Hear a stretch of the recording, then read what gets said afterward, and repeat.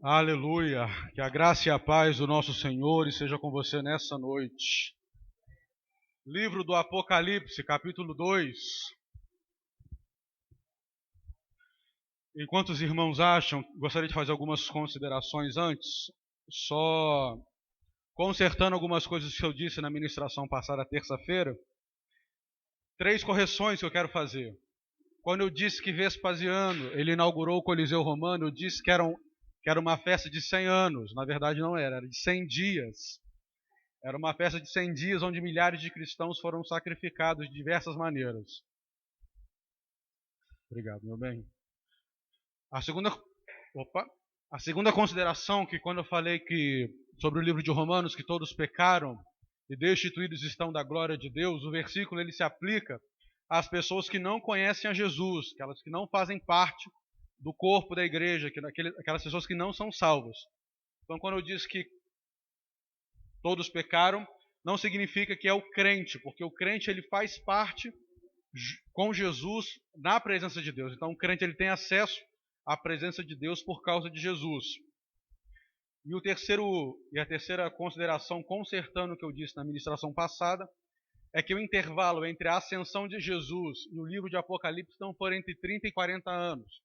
O intervalo foi de mais ou menos 60 anos, corrigindo o que eu tinha dito, essas 3 informações na ministração passada. Considerações feitas, livro do Apocalipse, capítulo 2, versos do 1 ao 7, que diz assim a palavra do Senhor. Ao anjo da igreja de Éfeso, escreve: Isto diz aquele que tem na mão as 7 estrelas, e que anda no meio dos 7 candeeiros de ouro. Eu conheço as tuas obras, e o teu trabalho e a tua perseverança, e que não podes suportar os maus, e que pusestes à prova os que se dizem apóstolos e não são, e os achastes mentirosos. Tens perseverança, e por causa do meu nome sofreste, e não desfaleceste. Tenho, porém, contra ti que deixaste o teu primeiro amor. Lembra-te de onde caíste, arrepende-te, e pratica as primeiras obras. Se não te arrependeres, brevemente virei até a ti, e removerei do seu lugar o teu candeeiro, se não te arrependeres. Tens, porém, a teu favor, que odeia as obras dos nicolaítas, as quais também eu odeio. Quem tem ouvidos para ouvir, ouça o que o Espírito diz às igrejas. Ao que vencer, dar-lhe-ei de comer da árvore da vida que está no paraíso de Deus. Aleluia! Senhor Jesus, Deus Todo-Poderoso, Pai da eternidade, Príncipe da paz, nos reunimos aqui, Pai, nessa noite para aprender um pouco mais a sua palavra, Deus. Pai, honra as pessoas que aqui vieram, honra as pessoas que enfrentaram o mau tempo, enfrentaram chuva, Deus, para estar na tua casa. Honre essas pessoas, Espírito Santo, porque elas não vieram me ouvir, elas vieram ouvir a tua voz. Pai, derrama graça, derrama glória sobre este lugar, Deus. Pai, peço uma unção poderosa nesse lugar, meu Deus. Em nome do Senhor Jesus, fala ao nosso coração. Pai, dá-me coragem, Deus, dá-me autoridade para ministrar o que o Senhor ministrou no meu coração durante esses dias para essa igreja. Peço, louvando e agradecendo o teu nome, Deus. Aleluia, aleluia, aleluia. Confesso aos irmãos que essa ministração vai ser uma das ministrações mais duras que eu vou fazer, o que eu já fiz até hoje. Porque o Espírito Santo ministrou no meu coração informações que com certeza não agradarão a muitos. Não me agradou porque eu faço parte da igreja. Então, em primeiro lugar, já peço que os irmãos me perdoem já, de uma vez. E que eu os amo muito. E que Jesus também. Antes de começar, a cidade de Éfeso era uma grande cidade. Era uma cidade que ficava na Ásia Menor. A cidade de Éfeso era a capital do Império Romano daquela época, nessa região. A cidade de Éfeso era muito grande, não no seu sentido geográfico. A cidade era muito conhecida por causa da sua cultura. A cidade de Éfeso era uma cidade muito cultural. Se fosse nos dias de hoje, a gente poderia comparar a cidade de São Paulo. Hoje a cidade de São Paulo ela é muito cultural. ela reúne vários nichos de cultura. Na cidade de São Paulo você encontra todo tipo de cultura, fácil.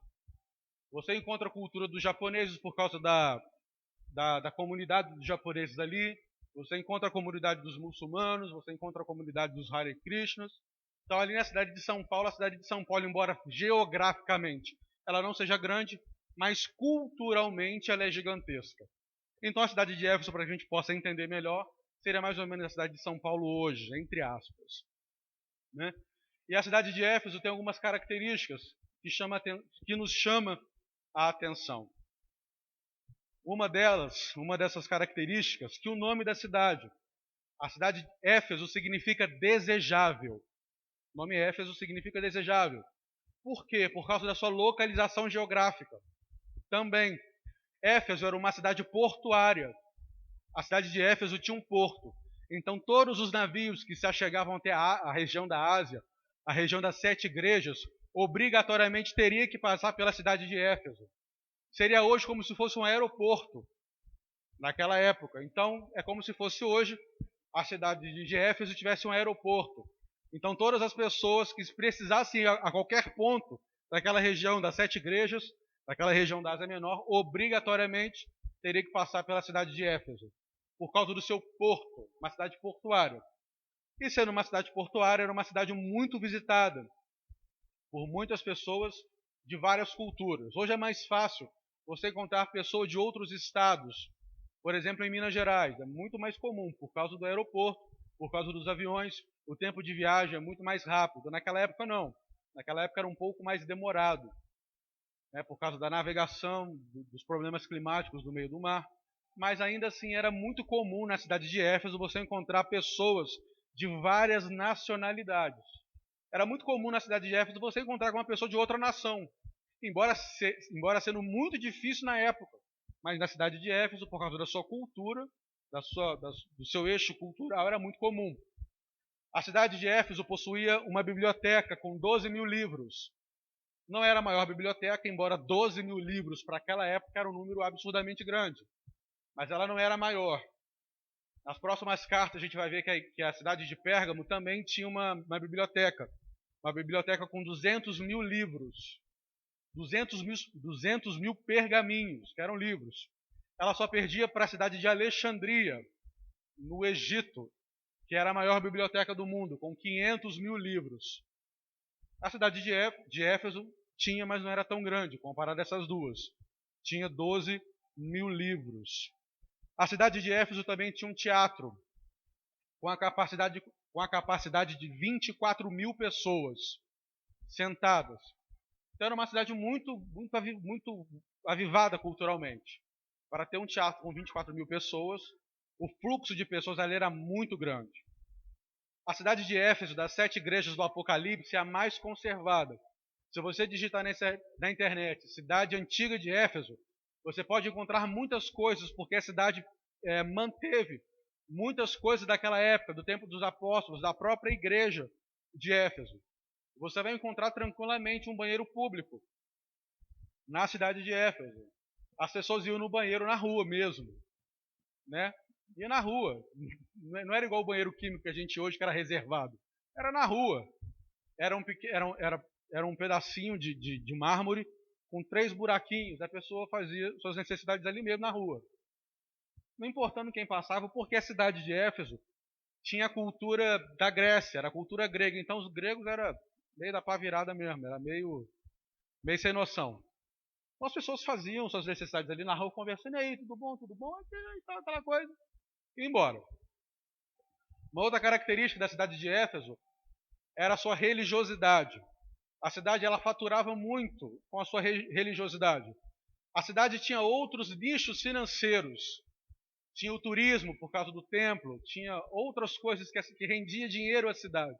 Mas o forte da cidade de Éfeso era a religiosidade. Para a gente entender melhor, seria como a Aparecida do Norte hoje. A Aparecida do Norte todo mundo sabe, que fica em São Paulo, se não me engano. O nicho dela principal é a venda de imagens, venda de fotos de Nossa Senhora, e um monte de coisas, imagens da Igreja Católica. Em Éfeso também era a mesma coisa. Então o nicho máximo de dinheiro era a religiosidade. E dentro dessa religiosidade tinha o templo, o famoso templo da deusa Diana, que a Bíblia fala que era a Diana dos Efésios. Por que a Bíblia fala que era a Diana dos Efésios? Os Efésios adoravam tanto, amavam tanto essa divindade grega, que eles tomaram para si, como se Diana tivesse vindo da cidade de Éfeso. De tanto apego, de tanto amor, de tanta devoção que os Efésios tinham com a deusa Diana. A deusa Diana, ela era uma imagem, era uma mulher, né? Parece meio absurdo, mas tinham representações de imagens que não tinham distinção de sexo. Eram pessoas, eram imagens andrógenas. O que é isso? O andrógeno é uma pessoa que não tem definição se é homem ou se é mulher. Quando você olha, você não sabe discernir rapidamente se é homem ou se é mulher. Então tinha muitas imagens andrógenas. Então nessa imagem ela era esculpida com muitos seios, porque ela era uma deusa da fertilidade. Era a deusa da fertilidade tanto da terra, era a deusa da fertilidade dos animais, e era considerada também a deusa da fertilidade dos homens. Então ela era esculpida com muitos seios. Era uma coisa meio horrorosa, mas eles criam nessa época, por causa da aplicação da deusa Diana. No templo da deusa Diana existiam sacerdotisas, prostitutas cultuais ou prostitutas sagradas. Como assim? Era um templo onde só podiam ser ordenadas mulheres. Não existiam homens no templo da deusa Diana. Era proibido, porque era um templo de uma deusa mulher. Então, obrigatoriamente, só as mulheres poderiam ser sacerdotisas. E como a Diana era a deusa da fertilidade, a forma de culto, a forma de cultuar, era fazendo sexo, era transando dentro do templo. Era fertilizando, né? Lá dentro do templo.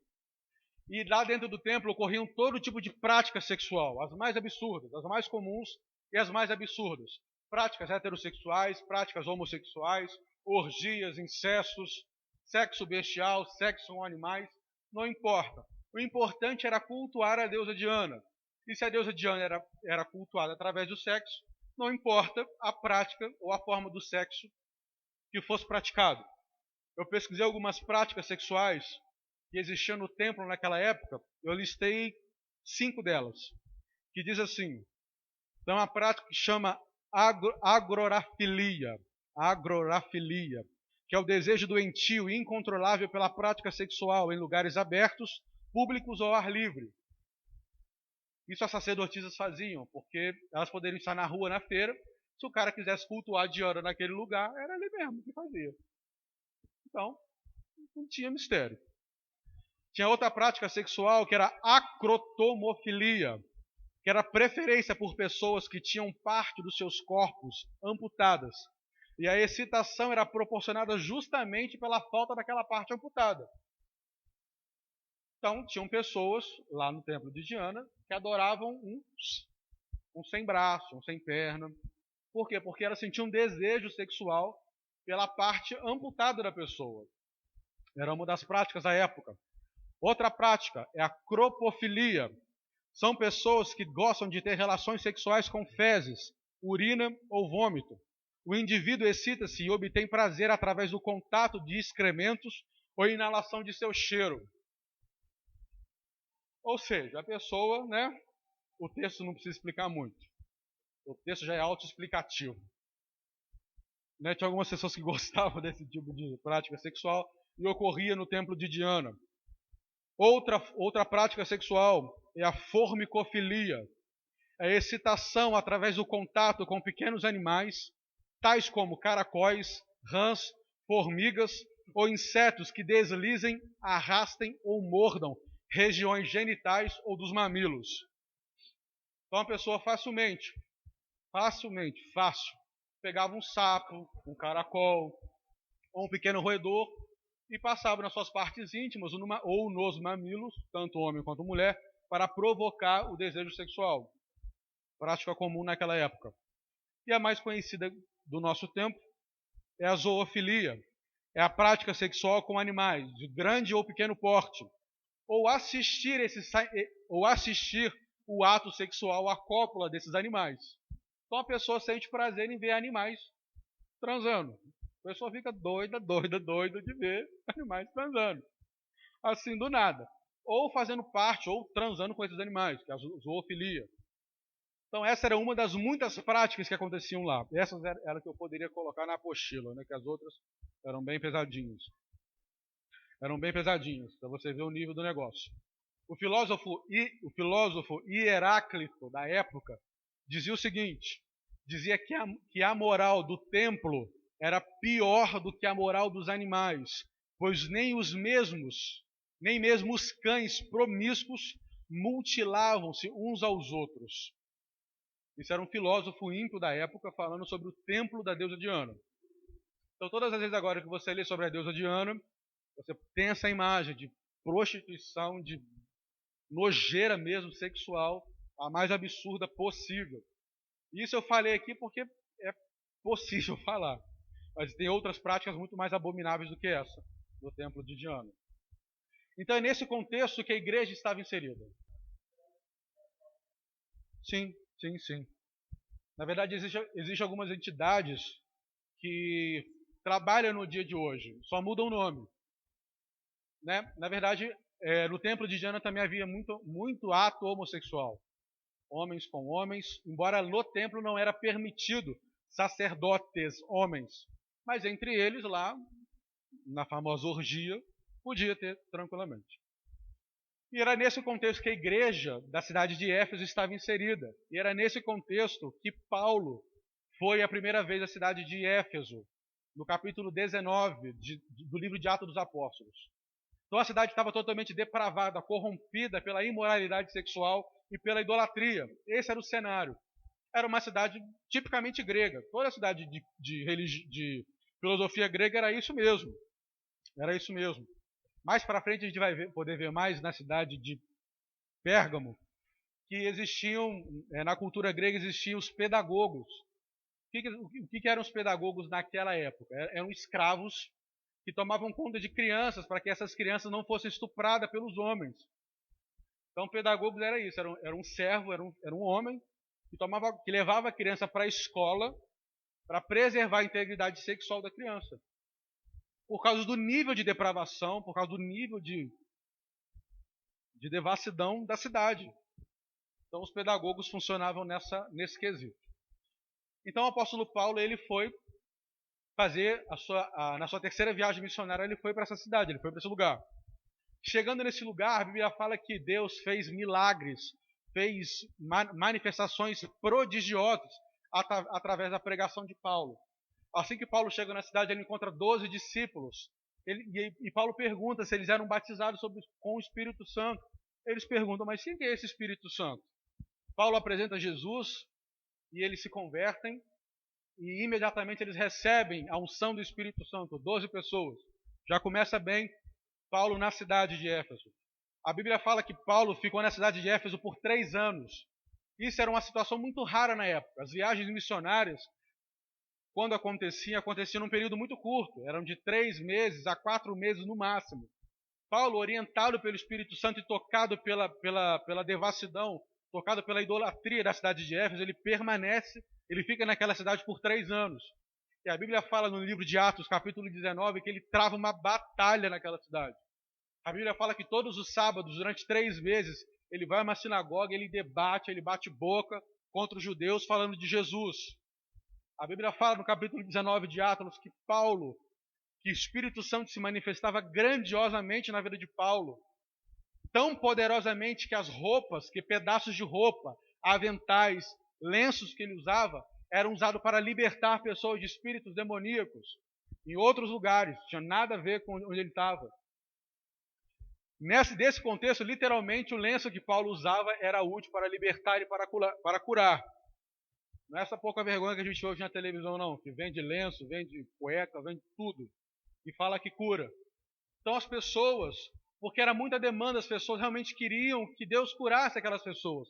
Paulo não poderia sair do seu eixo missionário, que era Éfeso, para atender outra pessoa na Macedônia, em outro lugar. Então Paulo, pela fé, ele tira pedaços da sua roupa e entrega para aquela pessoa e fala, se tal pessoa vestir tal peça ou tocar essa peça no corpo, ela vai ser curada, ela vai ser liberta, e assim acontecia.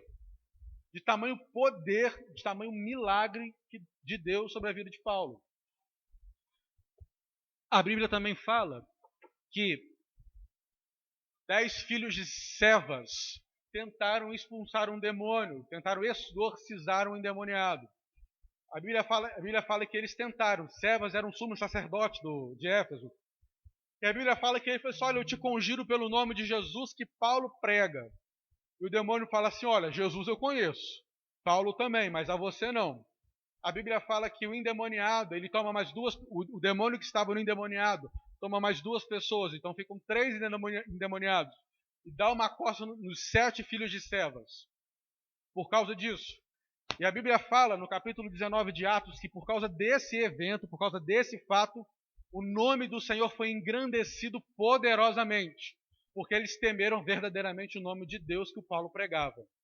A graça de Deus na cidade de Éfeso foi tão tremenda, foi tão gigante, que as pessoas iam para as ruas, iam para as praças da cidade confessando os seus pecados.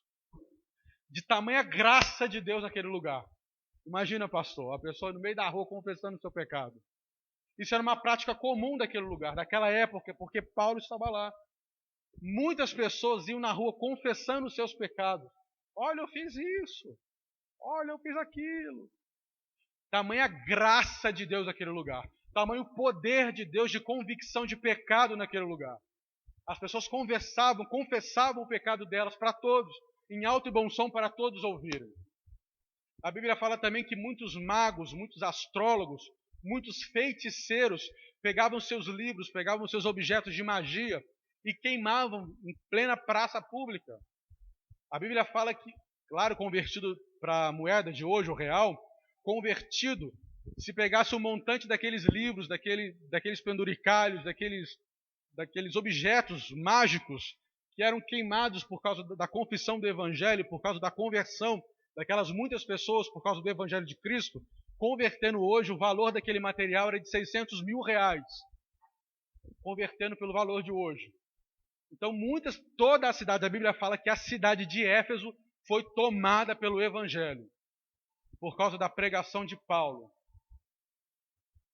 Isso é muito tremendo, né? Isso é muito tremendo. Como é que um homem cheio do Espírito Santo pode devastar uma cidade com o Evangelho? Claro que Paulo demorou um pouco de tempo, demorou 3 anos. E Paulo lutava dia após dia, todo sábado ia na sinagoga e debatia e falava de Jesus. E era assim mesmo. Mas ele conseguiu conquistar a cidade para Jesus. Ele conseguiu. Todos na cidade sabiam do nome da pessoa de Jesus, por causa do testemunho, por causa da pregação do apóstolo Paulo e por causa dos milagres que Paulo fazia. Então Paulo ganhou aquela cidade. E a igreja foi uma igreja forte, uma igreja viva, uma igreja avivada. Antigamente a igreja de Éfeso era uma igreja conhecida como a igreja protótipo de Cristo. Era uma igreja genuinamente cristã. Era uma igreja que, se o próprio Jesus fundasse uma igreja, seria a igreja de Éfeso. Por isso também tem um paralelo, tem um trocadilho por causa do nome da cidade. Jesus, quando a gente for estudar as demais cartas, Jesus vai pegar o nome da cidade e vai associar também com algum fato da igreja. Como eu falei, o nome de Éfeso significa desejável. As pessoas desejavam fazer parte daquela igreja, por causa do tamanho poder, por causa da tamanha graça que emanava dos crentes daquele lugar, que emanava dos crentes daquela época. Antigamente, se a gente for olhar o livro de Atos, o Espírito Santo só descia pela intervenção e pela oração dos apóstolos. Se a gente pegar e estudar um pouquinho e falar assim, olha, o apóstolo tal orou, Pedro orou e a pessoa foi batizada no Espírito Santo, ou recebeu o Espírito Santo, ou foi cheio do Espírito Santo, o apóstolo Paulo, o apóstolo Filipe e outros apóstolos. Éfeso é a primeira igreja onde ela ora, onde ela ministra, o Espírito Santo vem sobre a igreja sem o auxílio dos apóstolos. Éfeso é essa igreja onde o Espírito Santo vem e varre aquela igreja. Então Éfeso é o protótipo da igreja de Cristo. Éfeso foi essa igreja cheia do Espírito Santo. Mas infelizmente o tempo passou. Essa foi a primeira geração da igreja. Então quando Paulo pregou e fundou essa igreja, então essa igreja era dessa forma. Por isso que o tema da mensagem Éfeso é uma geração depois. Quando o apóstolo João escreve a carta, ele escreve para a segunda geração da igreja. Ele não escreve para essa geração avivada, cheia do poder, de autoridade, que prega, que faz sinal, que faz milagre. O apóstolo João prega para a segunda geração da igreja. Eu quero convidar vocês a ver versículo por versículo. Infelizmente não vai dar para falar tudo por causa do tempo, mas eu vou dar um parâmetro, um apanhado geral. No versículo 1 diz assim: ao anjo da igreja de Éfeso diz aquele, isto diz aquele que tem na mão direita 7 estrelas e anda no meio dos 7 candeeiros de ouro. Se a gente voltar um pouquinho no primeiro capítulo, no capítulo 1, verso 20, Jesus explica essa visão. As estrelas significam os pastores e os candeeiros significam a igreja. Se voltar um pouquinho, Jesus explica essa visão. O que isso significa? Jesus tem todo o controle dos pastores em sua mão. Os pastores da igreja de Deus estão sob o controle na mão de Jesus. Os pastores estão cobertos, estão seguros na mão do Senhor Jesus. A Bíblia fala que Jesus fala que ele anda no meio dos 7 candeeiros de ouro. Os 7 candeeiros são as 7 igrejas. Então Jesus está no meio da igreja. Então toda vez que o pastor falar, ou alguém, a pessoa falar, Jesus está aqui, você não precisa ter fé demais para você acreditar. É só você ler Apocalipse 2:1, Jesus vai falar, eu estou no meio dos candeeiros de ouro. E os candeeiros são a igreja. Então Jesus está aqui neste lugar, agora neste momento. Porque ele mesmo falou que ele está no meio da igreja. Jesus aqui, ele está andando no meio da igreja.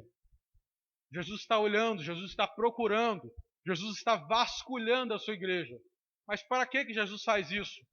Jesus anda para sondar, Jesus anda para divertir, para corrigir, para disciplinar e para fazer promessas à sua igreja.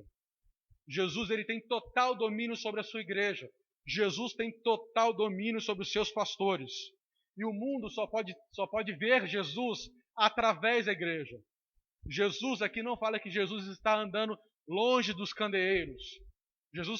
A Bíblia não fala que Jesus está andando fora dos candeeiros, não. A Bíblia fala que Jesus está andando no meio dos candeeiros, no meio da igreja. Então esse papo de desigrejado já não rola. No mínimo, quem é desigrejado tem que tomar uma surra, pelo menos. Porque o próprio Jesus fala que ele está no meio da igreja. O mundo não pode ver Jesus fora da igreja. O mundo não pode perceber, não pode sentir Jesus fora da igreja. Porque Jesus está no meio da igreja. Aleluia. Jesus fala, em todas as cartas, Jesus fala, eu conheço as suas obras. Em 6 cartas, Jesus fala, eu conheço. Eu vou usar, nas minhas mensagens, eu vou usar muita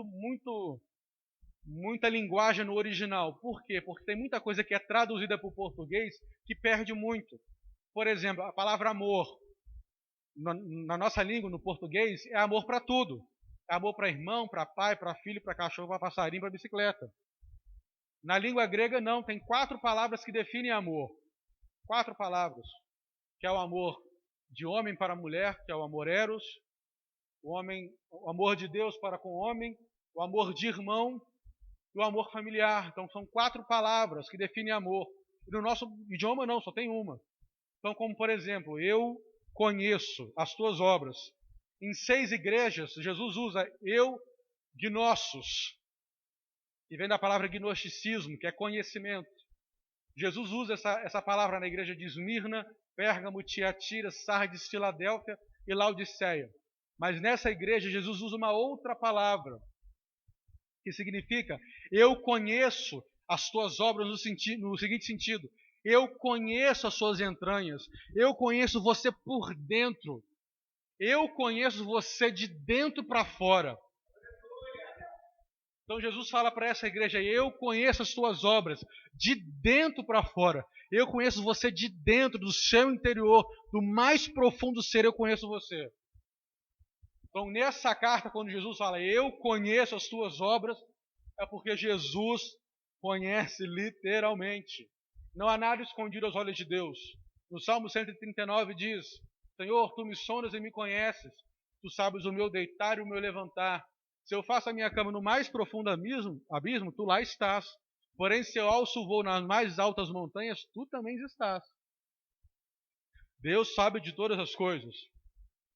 No versículo 2 e 3 diz assim, conheço as tuas obras e o teu trabalho, a tua perseverança e que não pode suportar os maus, e que pusestes à prova os que se dizem apóstolos e não são, e os achastes mentirosos.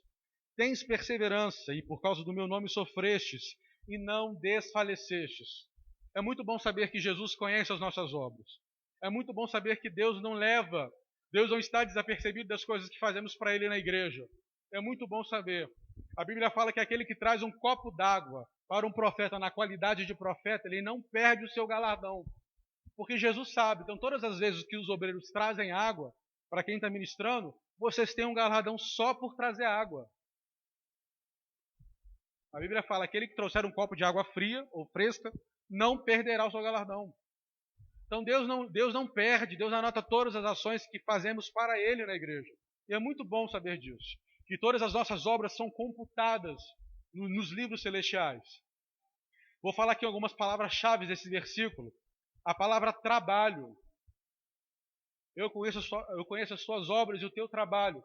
O termo trabalho no original significa tropos. Mas o que significa isso? Tropos descreve o trabalho árduo até suar, um trabalho que fica exausto, um tipo de trabalho que suga toda a energia e mente que um homem, que um ser humano possui.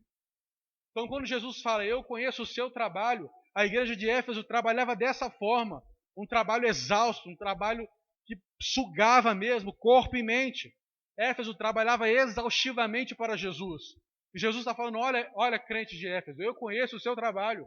Eu conheço vocês que trabalham muito, que vocês não se cansam, que vocês não se fatigam, que no final do dia vocês ficam esgotados porque me servem, porque trabalham para mim. Esse é o tipo de trabalho que a igreja fazia. Outra palavra-chave é paciência. Essa palavra no português ela é dificilmente traduzida. Geralmente as pessoas traduzem como paciência, mas ela quer dizer persistência imperturbável. É a mesma coisa que traduzir saudade do português. Só existe saudade na língua portuguesa. Não existe a palavra saudade em outros idiomas. Só existe no Brasil. Então, para você traduzir saudade, você tem que pegar uma conexão de palavras, ou uma palavra aproximada. O termo original é hipomune. O que quer dizer isso? É aquela paciência, não é? Aliás, não é aquela paciência assim. Ah, meu Deus, eu sou crente. Jesus manda sofrer. Amém, né? Vamos lá sofrer, né? Vamos dar vida, vamos tomar pedrada. Aleluia. A palavra paciência não significa isso. Muitas pessoas têm paciência como isso. Mas a palavra paciência no original significa bravura corajosa, aceitar o sofrimento, privação e perda e transformar todas essas situações em graça e glória. Paciência significa isso. Então Jesus fala, eu conheço o seu trabalho, e eu conheço a sua volição, eu conheço a sua paciência, eu conheço como é que vocês se entregam diante da perseverança, da perseguição, eu sei que vocês se entregam corajosamente diante da adversidade. Eu conheço vocês, eu conheço as suas obras. A palavra fala também no versículo que fala que a igreja de Éfeso não podia tolerar os maus. Existia um costume muito comum naquela época dos apóstolos ou dos falsos apóstolos, que eram missionários ou eram falsos missionários que iam em cidades. O que eles faziam? Olha, eu sou apóstolo de Jesus. Eu sou apóstolo ordenado de Jesus. Naquela época não tinha e-mail, não tinha Facebook, não tinha WhatsApp. Então, se a pessoa falava que era apóstolo, a igreja aceitava, a igreja recolhia. Então a igreja recebia muito bem aquela pessoa, aquele missionário ou aquele apóstolo. Geralmente eram apóstolos itinerantes, não ficavam em algum lugar. Mas só que esses apóstolos ficavam na igreja, ficavam na casa dos irmãos só sugando a comida, o dinheiro, o conforto dos irmãos. Então, existe um registro que é uma recomendação para a igreja. Esse registro diz assim: cada apóstolo que vier a vocês, que vocês o recebam como se fosse o próprio Senhor Jesus, mas ele deve permanecer apenas um dia. E se for necessário que permaneça outro dia, se ele ficar 3 dias, é falso profeta. Essa era uma recomendação recorrente naquele lugar, porque as pessoas sabiam do bom tratamento que a igreja de Éfeso dava aos missionários. Muitos espertalhões chegavam e diziam, vou falar que eu sou pastor, pai. Que comida boa, mordomia, aguinha gelada, ó, glória. Então, Jesus sabia que eles não podiam tolerar os maus.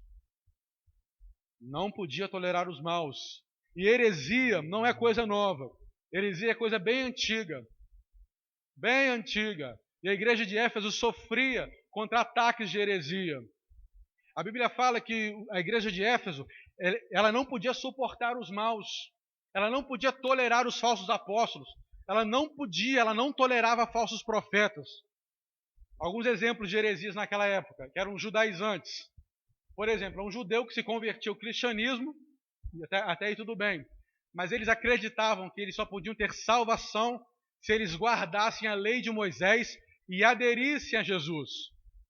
Ou seja, eu sou judeu e me converti a Jesus, mas se eu não guardar o sábado, eu não sou salvo. Se eu não sacrificar, se eu não cumprir as festas judaicas, eu não posso ser salvo. Essa era uma heresia da época. E Jesus veio, cumpriu toda a lei e não precisava mais sacrificar animais. Jesus se ofereceu como próprio sacrifício para que não precisasse mais fazer isso. Então os judaizantes acreditavam que fora do judaísmo não existia salvação. Outra heresia da época, que essa era muito forte, era o gnosticismo. O apóstolo João fala na primeira carta de João, capítulo 4, sobre o gnosticismo. Os gnósticos, eles acreditavam o seguinte, que o Deus do Velho Testamento, o Deus Pai, era mau, e o Deus do Novo Testamento, que é Jesus, era mais ou menos bom. Eles acreditavam que a matéria, o corpo físico é mau. Então Jesus, ele não poderia ter vindo num corpo físico, num corpo palpável. O que eles acreditavam? Eles acreditavam que Jesus veio em espírito, na forma espiritual, mas aparentemente ele tinha um corpo físico. Eles acreditavam que se você vazasse a mão, se encostasse a mão em Jesus, você vazava a mão nele, porque ele não tinha um corpo físico, era um corpo espiritual. Eles acreditavam nisso. E essa heresia varreu a igreja. Por quê? Porque não tinha rede social naquela época. Porque uma pessoa chegava, eu sou apóstolo. E o apóstolo falava, olha, o ensinamento é esse. E as pessoas acreditavam de boa fé, porque elas ouviam as manifestações de outros apóstolos. Os apóstolos verdadeiros, elas pensavam que o ensino dos outros apóstolos era esse ensino. Então o gnosticismo varreu a igreja, foi uma praga dentro da igreja. Estava dentro da igreja. Outra heresia, essa é muito interessante, chama marcionismo. Marcionismo. Ela foi feita pelo Marcion, era filho de um bispo. O que ele fazia? Ele gostava do gnosticismo. Então o que ele fazia? Ele não gostava da Bíblia toda. Esse negócio da Bíblia aí que Jesus veio em carne, nasceu de Maria, não dá certo. Então o que ele fez? Ele recortou a Bíblia, ele picotou a Bíblia e pegou os trechos que mais importavam para ele. Ele pegou o livro de Lucas, recortou todo, pegou 10 cartas de Paulo, Paulo escreveu 13, ele pegou 10 cartas de Paulo e vários livros heréticos e formou a própria Bíblia dele. E Marcion, ele também foi outra praga dentro da igreja, porque muitas pessoas acreditavam que a palavra de Deus era aquela. Como, por exemplo, a Bíblia de Marcion, ela começa em Lucas 3, ele faz um recorte de Lucas 3, 1 e 4, 31, que ficou assim, a Bíblia do Marcion ficou assim. E no ano 15 do império de Tibério César, sendo Pôncio Pilatos presidente da Judéia, e Herodes tetrarca da Galileia, seu irmão Filipe, tetrarca da Iruteia, providência de Traconíades, Lisandra, tetrarca de Abilene, seu a Cafarnaum, da cidade da Galileia, ensinava o sábado. Ou seja, existia um regime político e Jesus desceu do céu. Ponto. Então, para ele, Jesus veio do céu, não nasceu, veio pronto, espiritual e foi. Então, essas heresias varreram a igreja durante muitos anos. E a igreja de Éfeso, ela foi conhecida por não suportar os maus, por combater as heresias. A igreja de Éfeso foi premiada pelo Senhor Jesus por causa desse atributo, por causa dessa qualidade. Eles não toleravam as pessoas más, nem os falsos profetas. Mas tinha um porém. No versículo 4 diz assim: tenho porém contra ti que tu abandonastes o teu primeiro amor. Na versão viva diz assim: todavia há uma coisa contra ti, que você não me ama mais como no princípio. O termo abandonar no original significa afieme, que significa deixar ir, mandar embora, desistir, abandonar. Isso é um ato voluntário. Ou seja, os crentes da cidade de Éfeso decidiram não amar mais a Jesus. Mas por quê? Por causa dos combates às heresias. Eles estavam tão preocupados em combater heresias que eles optaram a não amar mais Jesus. Eles acreditavam que se eu combater a heresia, eu estou defendendo o Evangelho, estou defendendo o legado dos apóstolos. Eu defendendo o legado dos apóstolos, automaticamente eu estou amando a Jesus. Totalmente errado. Totalmente errado. Existe hoje um movimento no Facebook sobre algumas páginas de defesa. Eu não vou falar em defesa do Evangelho, né, porque vai fazer um suporte ao Paulo Júnior. Mas em defesa do apostolado, em defesa da primazia, em defesa das Escrituras. Existem páginas muito conhecidas no Facebook que lutam contra as heresias. Isso é um trabalho muito bonito, muito legal. Mas eles caem no pecado que a igreja de Éfeso estão fazendo. Eles fazem, eles combatem, e tem que combater mesmo, porque Jesus fala que ele não tolera os maus. Mas você não pode combater as heresias sem que você seja regado de amor. As suas atitudes como cristão têm que ser regadas de amor. Jesus fala: tenho, porém, contra ti que você abandonou o teu primeiro amor. Tenho, porém, contra ti. Jesus disse nos evangelhos que a marca do cristão é que nos amássemos uns aos outros. Você pode falar o que você quiser sobre ser crente. Eu sou crente porque eu vou à igreja. Eu sou crente porque eu faço isso. Eu sou crente porque eu faço aquilo. Você é crente de verdade quando você ama seu irmão. Você é crente de verdade quando você ora pelo seu irmão. Quando você se doa para o seu irmão. Mas ele é difícil. Jesus mandou amar a todos. Mas irmão, todos. A todos. Se Jesus mandou amar e orar pelos nossos inimigos, que dirá os nossos irmãos? Que dirá os nossos irmãos? Então a igreja de Éfeso, por causa do seu ódio, por causa da sua raiva contra as heresias, porque Jesus fala que eles odeiam os hereges. Eles odeiam, eles tinham raiva, eles tinham ódio dos hereges. Isso era bom. Mas não era tão melhor por causa da falta de amor que eles tinham por Jesus. Isso nos faz lembrar do termo que a gente conhece muito, o primeiro amor, do nosso amor por Jesus. Isso nos faz lembrar também das nossas atitudes. Isso também nos faz lembrar como tem sido o nosso comportamento diante de Deus. Você que é membro, você que é obreiro, você que é diácono, você que tem algum título na casa de Deus, você que é um oficial na casa de Deus, as suas ações são ações pautadas no amor. O seu coração arde quando você vai orar. O seu coração arde, queima, você fica ansioso quando você vai ler a palavra. Meu Deus, eu tenho que chegar em casa porque eu tenho que ler a Bíblia. Eu tenho que orar, eu tenho que falar com Deus. Te garanto que quando você era novo convertido, isso acontecia. Meu Deus, eu tenho que falar com o Senhor, eu tenho que chegar em casa. Eu tenho que entender aquela palavra que eu li e não entendi, o Senhor me revela. Hoje, depois dos anos que você tem de crente, o seu coração pulsa, o seu coração arde por amor a Jesus, pela palavra, por jejum, pela oração. Não existe fórmula mágica, não existe. Se tiver, me fala. Se você parar para pensar, todas as mensagens que são pregadas nesse lugar, todas as mensagens é a mesma mensagem, só muda o contexto. Quer servir a Deus, quer amar a Deus, quer você jejuar, orar e ser crente. E ler a Bíblia. Porque essa é a fórmula, não tem outra fórmula. Essa é, não tem.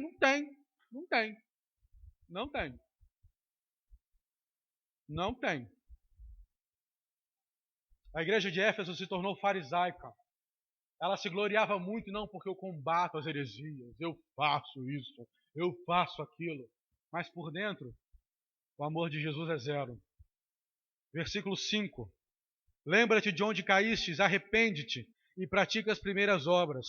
Se não te arrependeres, brevemente virei a ti, removerei no teu lugar o teu candeeiro. Se não te arrependeres. Jesus aqui não está falando para que você deve remoer o pecado. Jesus aqui não está falando que você deve nutrir o pecado, não. Jesus está falando, olha para trás. Olha onde você caiu. Faz uma análise da sua vida. Olha de onde você começou a degringolar. Olha de onde você começou a esfriar no seu amor por mim. Olha onde. Analisa, para o que você fez, o que você continua a fazer ou começou a fazer, que começou a esfriar no seu amor por mim. Jesus fala isso. Lembra-te de onde caíste. Lembra e arrepende-te. Arrependimento não é emoção. Graças a Deus. Arrependimento não é você chorar. Arrependimento é você, nossa, cara, pequei. Nossa. Se for assim, tá bom. Mas não é só isso. Porque muitas das vezes quando eu peco, quando você peca, não vem isso na minha cabeça, não.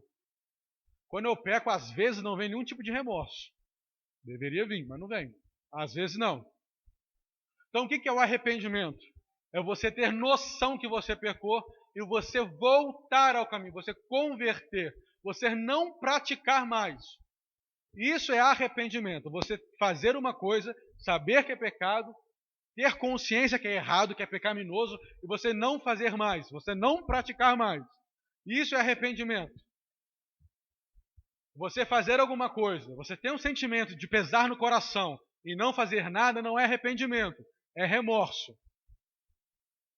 Então, se você fez alguma coisa, sentiu no coração, não devia ter feito isso, e continuou fazendo, não é arrependimento, é remorso.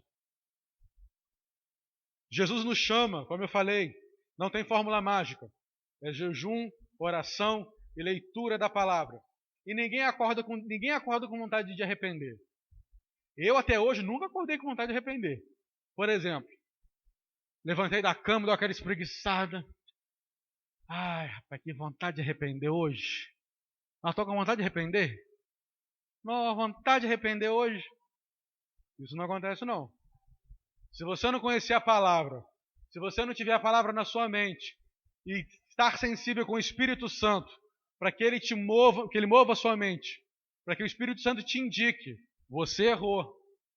A palavra fala que o Espírito Santo vem nos convencer do pecado, da justiça e do juízo.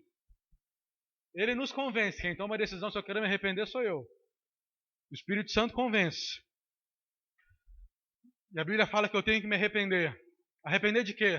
Dos meus pecados pessoais. Eu tenho que me arrepender como pessoa. A missionária Vivian, eu gosto muito quando a missionária Vivian expõe a sua vida particular. Realmente me fortalece muito quando você faz isso. Realmente a gente aprende muito com o exemplo do outro. Muito. Eu aprendo muito. E domingo, acho que foi domingo, e ela falou assim, que ainda bem que o pastor não tem bola de cristal. Se ele tivesse, eu não podia estar aqui.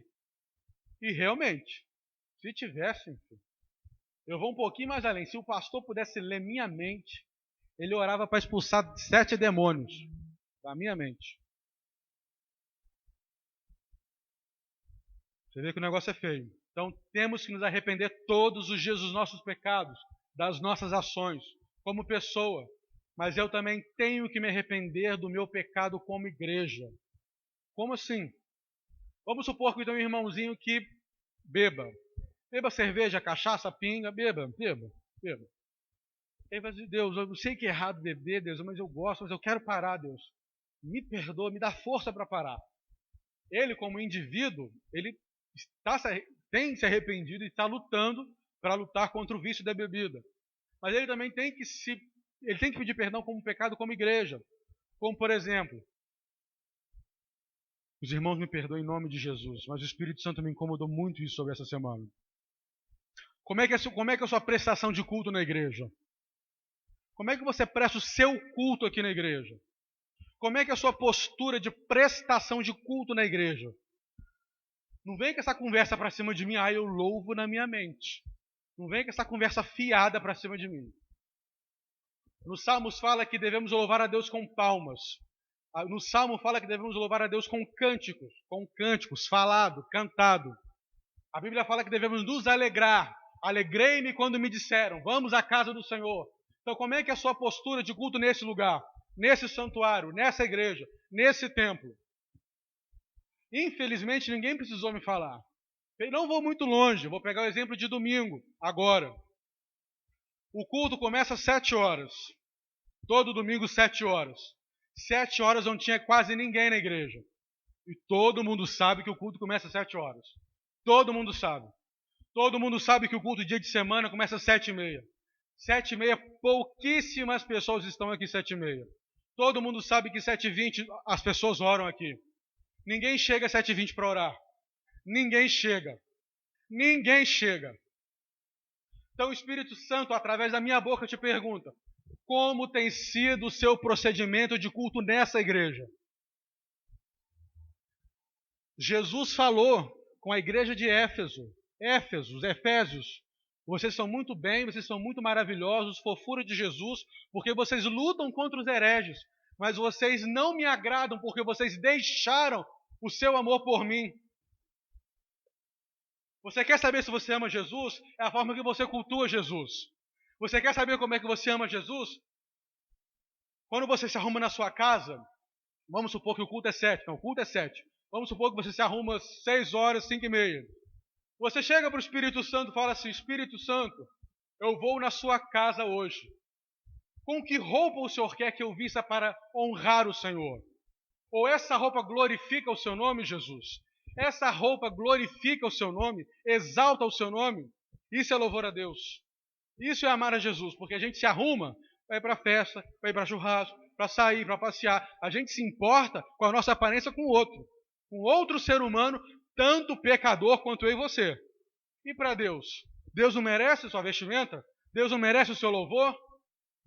Eu acho que merece, né? Porque Ele perdoou os seus pecados e te livrou do inferno. Eu acho que só por isso já vale. A sua forma de cultuar. Você pode cultuar a Deus com as suas roupas. Você pode cultuar a Deus na casa de Deus sendo prestativo. Você chegar para o pastor: pastor, olha, o que o senhor quer que eu faça pelo senhor?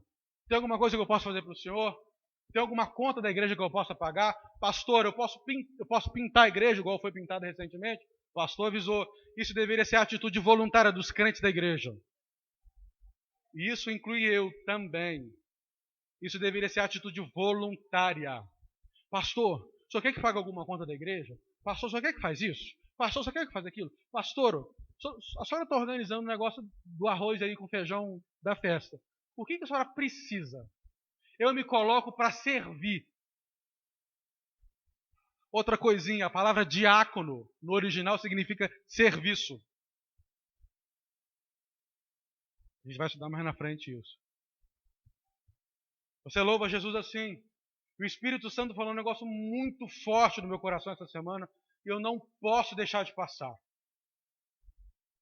Jesus falou para mim: filho, se a igreja missionária, comunidade missionária em Israel, não se arrepender dos seus pecados como igreja, ela não passará da próxima geração. Vou repetir. Se a comunidade missionária em Israel não se arrepender dos seus pecados como igreja, ela não passará da próxima geração. Pecados como igreja é o seguinte: os meninos estão aqui, o Marlon, a Vivian, a Fabiana e a Elisângela. Você está aí, ó. Ô irmão, levanta em nome de Jesus, glorifica a Deus e tal, e parará, bate palmas.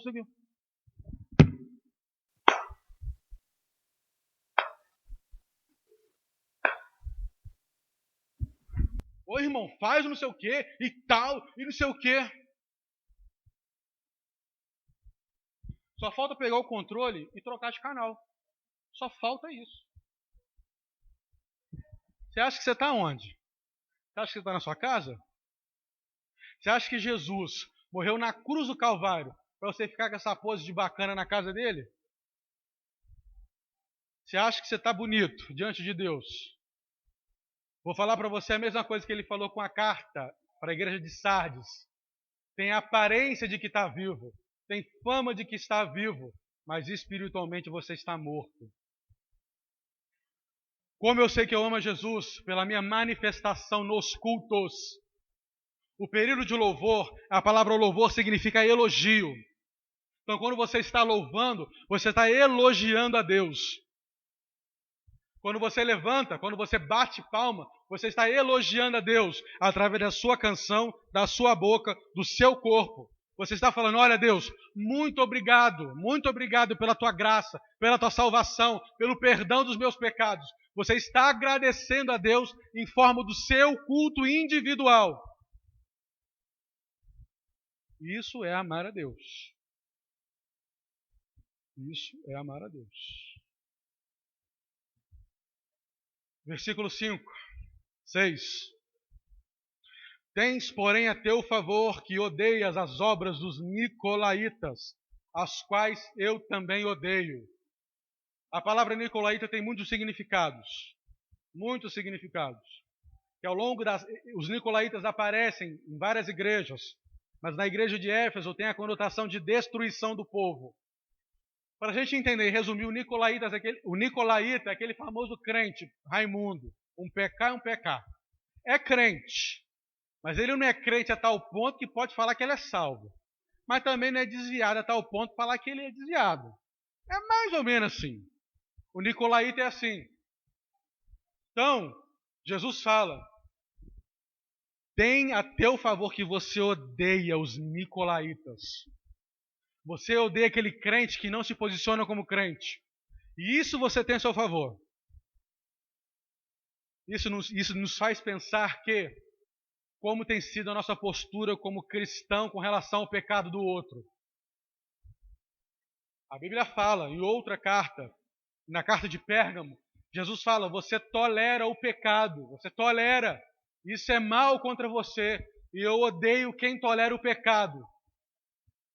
Você tem tolerado o pecado do seu esposo? Você tem tolerado o pecado da sua esposa, do seu namorado, da sua namorada, do seu irmão? Você tem tolerado? A pessoa liga para sua casa, seu pai, sua mãe, seu tio, sei lá quem for, fala que eu não estou. Não está não. Você está compactuando com o pecado.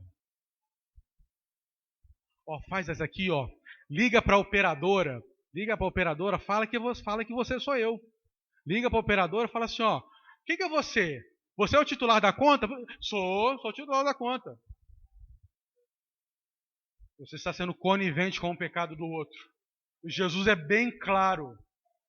Tem a teu favor que você odeie as obras dos nicolaítas. Tens a teu favor. Versículo 7. Quem tem ouvidos para ouvir, ouça o que o Espírito diz às igrejas. Ao que vencer, dar-lhe-ei de comer da árvore da vida, que está no paraíso de Deus. Essa promessa foi dada a Adão, quando Adão pecou. Essa promessa é todo aquele que se mantém fiel diante da adversidade. Essa promessa é para todo aquele que se mantém fiel diante da tentação. A igreja de Éfeso estava sofrendo tentação por causa da prostituição do templo da deusa Diana. Estava sofrendo perseguição dos judeus, dos judaizantes. A igreja de Éfeso estava sofrendo perseguição por causa do Império Romano, mas ainda assim eles estavam persistentes. Foi o termo que eu li um pouco mais atrás, hipomune. Vocês transformam a desgraça de vocês em glória. Vocês transformam a perseguição de vocês em graça e glória ao meu nome. Essa promessa de comer da árvore da vida significa desfrutar de todos os benefícios que Jesus dá àquele que vence, àquele que morre, salvo em crente em Jesus. Isso significa ter direito à árvore da vida. Tem uma coisa interessante, que a igreja de Éfeso tinha doutrina. O que é doutrina? A igreja de Éfeso tinha os melhores pastores da igreja. A igreja de Éfeso tinha o apóstolo Paulo como pastor, e foi ele que fundou a igreja. A igreja de Éfeso tinha o pastor Timóteo, que é o mesmo Timóteo da Bíblia. Timóteo foi o pastor da igreja de Éfeso. E Éfeso também teve o pastor apóstolo João. Olha que maravilha. A igreja teve 3 excelentes pastores. Quem que não queria ter o pastor Paulo? Quem que não queria ter o pastor João ou o pastor Timóteo? Mas ainda assim a igreja estava perdendo no seu amor. Não adianta a igreja, a comunidade missionária de Israel, ter excelentes pregadores. Não adianta a comunidade missionária de Israel ter pregadores maravilhosos se você não aplicar a palavra que é pregada nesse lugar. Não adianta. Não adianta. A igreja de Éfeso teve 2 apóstolos cheios do poder e da manifestação de Jesus. Tenho, porém, contra ti que deixastes o primeiro amor. A igreja de Éfeso tinha doutrina, mas não tinha amor. Porém, a igreja de Tiatira tinha amor, mas não tinha doutrina. Então não adianta também a igreja, a comunidade aqui, ser uma igreja amorosa, ser uma igreja acolhedora, ser uma igreja que abre os braços para receber se não tiver ordem, se não tiver doutrina, se não tiver delegação, se não tiver quem manda. Não adianta, porque não adianta ter doutrina e não ter amor, porque Deus não gosta. Mas também não adianta ter amor e não ter doutrina, que Deus também não gosta. Vou te dar uma, eu aprendi isso, eu fiquei maravilhado. Vou te dar uma receita para você saber se você realmente ama Jesus, de fato. Você quer saber se alguém ama Jesus de verdade? Eu quero saber se eu amo Jesus de verdade. Eu vou convidar você a fechar o seu olho. Eu vou te contar uma coisa. Convida todo mundo a fechar os olhos. Quem falou isso foi o Santo Agostinho que falou isso. Ele disse o seguinte: se Jesus aparecesse na sua frente agora, nesse exato momento, falasse com você, a pessoa de Jesus falasse com você, meu filho, minha filha, eu sei que você tem um desejo que você me pede há muito tempo. Esse desejo eu sei que você está no seu coração. Esse desejo que você ama, que você anseia por esse desejo e quer muito que eu faça esse desejo. Eu sei que se eu cumprir esse desejo do seu coração, você vai ser a pessoa mais feliz do mundo. Eu posso atender esse desejo do seu coração, mas com uma condição. Se você pedir para eu realizar esse desejo, você nunca mais verá a minha presença. Você nunca mais verá a minha glória. Você nunca mais saberá de mim. Essa é a condição. Pode abrir o olho. Pode abrir os olhos. Você sentiu um negocinho aqui, né? Sentiu? Esse negocinho que você sentiu aqui é o tanto que você ama Jesus. Que isso, é verdade. Porque é uma coisa que eu amo tanto. Se Jesus falou que ia me dar, mas Jesus condiciona. Eu posso te dar, mas você nunca mais vai ver a minha presença. Esse sentimento que você sentiu aí, pequeno, grande, médio, não sei. Esse é seu amor que você tem por Jesus. Se você sentiu pouco sentimento, convido a você a rever seu cristianismo. Se você não sentiu nada, eu convido você a rever sua salvação. Amém? Essa só foi a primeira carta, tem mais 6. Convido você a vir na próxima terça-feira a participar do estudo. Convido você, se você não puder, faça um esforço, venha. São ensinamentos preciosos que as igrejas têm para nós. Eu, infelizmente, tinha muita coisa para falar, muita coisa. Mas por causa do horário eu não podia falar. Por causa do tempo eu não podia falar. E a apostila, caso você adquira a apostila, também não vai ter tudo sobre as 7 igrejas. A apostila é apenas um norte. É apenas para você ler, estudar e entender.